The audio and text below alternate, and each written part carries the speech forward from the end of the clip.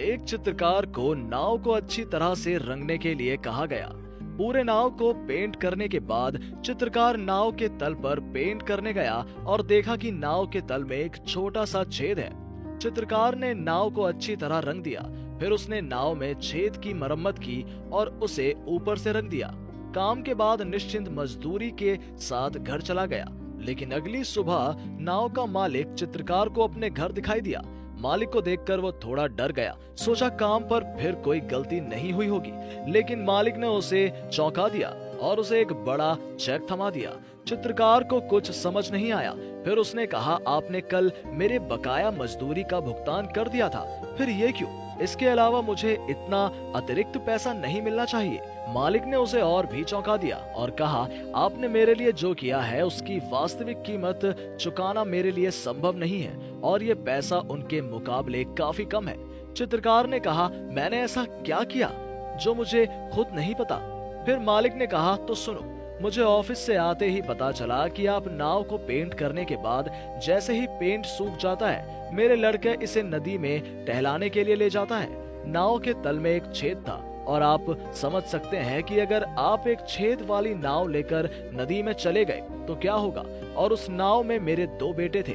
फिर तुम मेरे मानसिक दशा को समझ पा रहे होगे। इस बीच शाम होने के बावजूद उनका कोई अता पता नहीं था। मैंने अपने सारे दुश्चिंतों के साथ घर पर इंतजार किया, लेकिन वो अभी वापस नहीं आए। जब भी मैं एक नाव को घाट के पास आता देखता हूँ तो मुझे लगता था कि मेरे बच्चे वापस आ गए हैं, लेकिन हर बार मुझे निराशा ही हाथ लगती है। जैसे जैसे शाम ढलती गई, मेरा मन और बेचैन होता गया। कुछ देर की घाट और दूसरे घाटों के चक्कर लगाने के बाद मैं घाट से तुम्हारे घर बेचैन मन से आया। मैं देखता हूँ कि आप भी घर पर नहीं हो। आप कहाँ गायब थे? जब मैं आपके घर से लौटा तो देखा कि लड़के नाव लेकर लौट रहे हैं और नन्हे मुन्नों को अपने सीने से लगा लिया। वो नहीं समझे आज ऐसा क्या हुआ।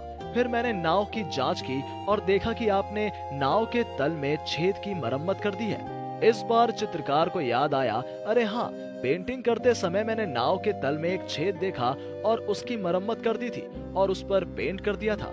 जब मैं काम में व्यस्त था तो मैं आपको ये नहीं बता सकता था क्योंकि मेरा ध्यान नहीं रहा। अच्छा, ये तुम्हारे लिए छोटा सा छेद है और मेरे लिए 2 प्राण। बताओ इसका क्या मूल्य है? शायद काम बहुत सामान्य है, लेकिन अगर तुमने ये छोटा सा काम नहीं किया होता तो आज मेरे 2 प्यारे बच्चे डूब गए होते। आपके सहायक ने उन्हें बचा लिया है। जीवन के घटनाओं में कितने रंग कर्मी हैं, जिन्हें शायद ये भी नहीं पता कि वो कितनी नाव के छेदों को खामोशी से बंद करके कितनी जान बचाते हैं। यदि आप अपनी आंखें बंद करते हैं और अपनी छाती पर हाथ रखते हैं तो आप एक पुकार सुन सकते हैं, बुलावा। जब तक ये पुकार है, समझ लेना चाहिए कि दुनिया में कोई किसी की थोड़ी सी मदद से पूरी तरह से नया जीवन जीने का सपना देख रहा है।